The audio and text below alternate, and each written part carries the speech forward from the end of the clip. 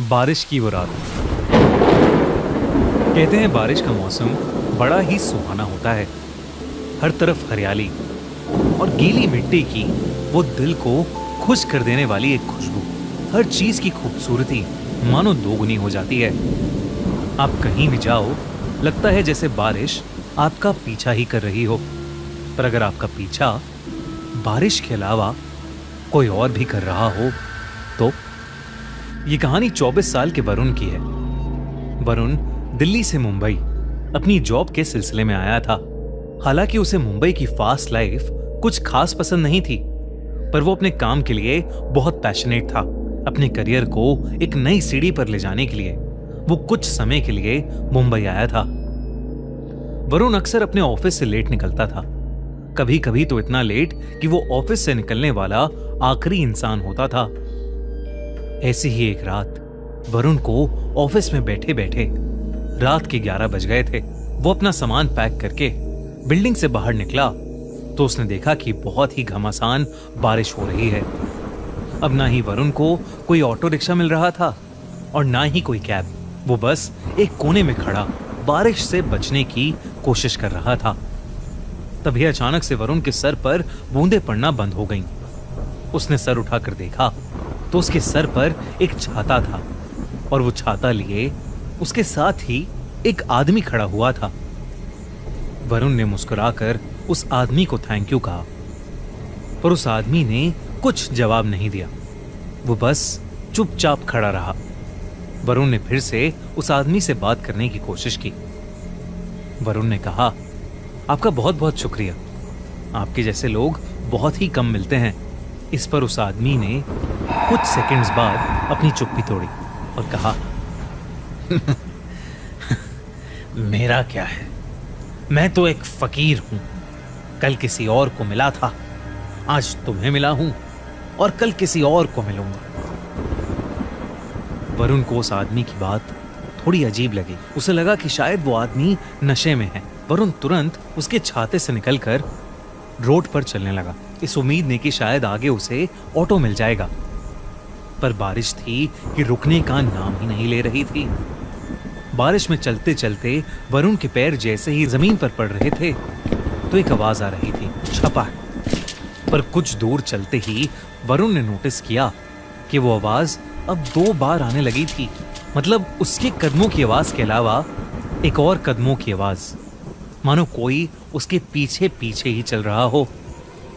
वरुण ने मुड़कर पीछे देखा तो उसके पीछे कोई भी नहीं था। वरुण के लिए ये पूरा शहर ही नया था।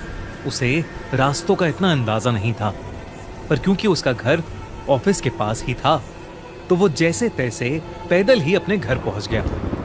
उस रात वरुण का रूममेट भी फ्लैट पर नहीं था। कुछ दिनों के लिए वो अपने घर गया था। वरुण अक्सर ऑफिस से आकर ही सो जाता था, पर आज का दिन कुछ अलग था।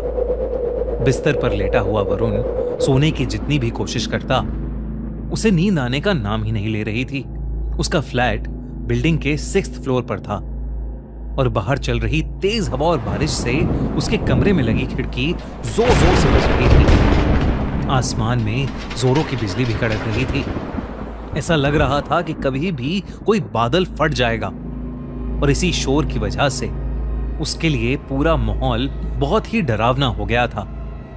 वरुण की सोने की नाकाम कोशिशों के बाद वो किचन से पानी लेने के लिए उठा, पर जैसे ही वरुण ने अपने पैर कमरे के फर्श पर रखे वो चौंक गया, क्योंकि वरुण के कमरे का फर्श गीला था। उसने उठकर ध्यान से देखा तो उसे पता चला कि कमरे की खिड़की थोड़ी खुली होने की वजह से पानी कमरे के अंदर आ गया था। वरुण तेजी से उस खिड़की को बंद करने गया और जैसे ही उसने खिड़की बंद की, खिड़की के कांच पर उसे एक हाथ दिखाई दिया। उस हाथ को देखकर वरुण की चीख निकल गई। 6th फ्लोर की खिड़की पर किसी का हाथ कैसे आ सकता था?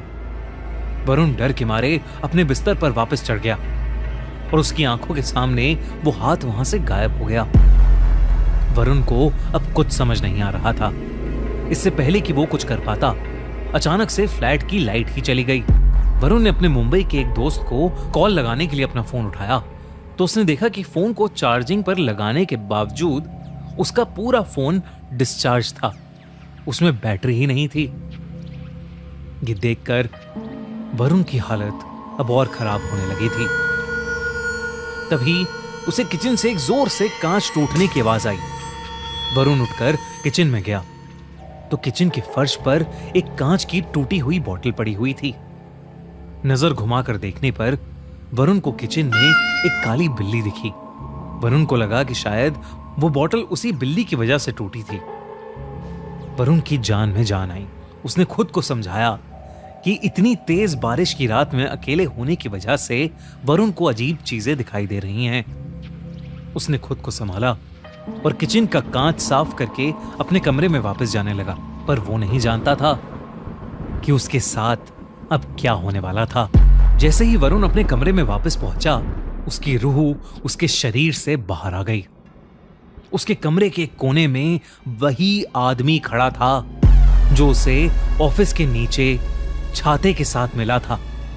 वो आदमी बस वहां चुपचाप खड़ा हुआ था और उसके पूरे शरीर से पानी बह रहा था। बिजली कड़कने पर वरुण को उस आदमी का पूरा शरीर दिखा।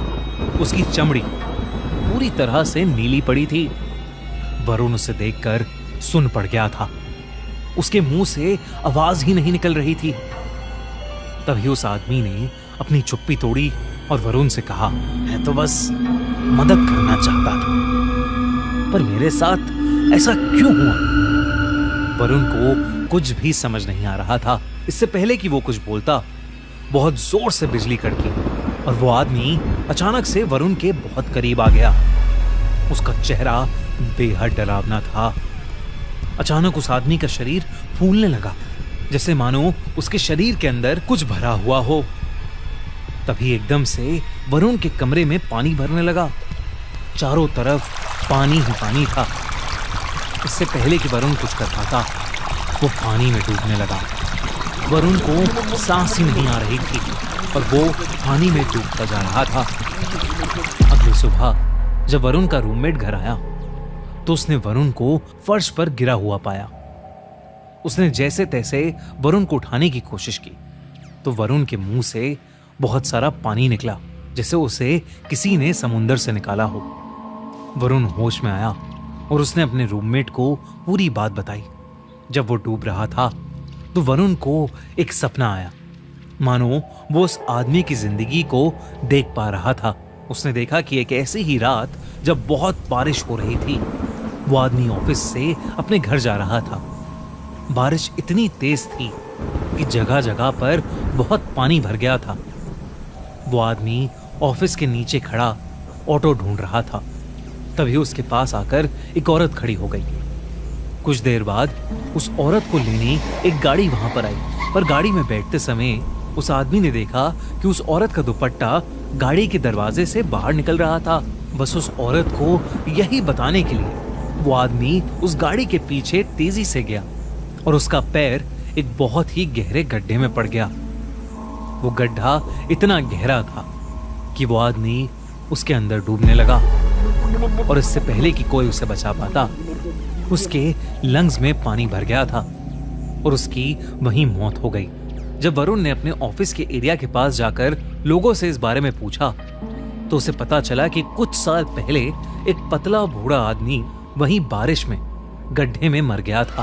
ये सुनकर वरुण का दिल दहल गया था। कल रात उसकी मुलाकात जिस आदमी से हुई थी वो वाकई उसी बूढ़े आदमी की आत्मा थी। वरुण ने अगले ही दिन अपनी फ्लाइट बुक की और वापस अपने घर दिल्ली चला गया। उस दिन के बाद से वरुण को वो इंसान कभी नहीं दिखा, लेकिन आज भी तेज बारिश होते ही वरुण घबराहट के मारे कपकपाने लगता है।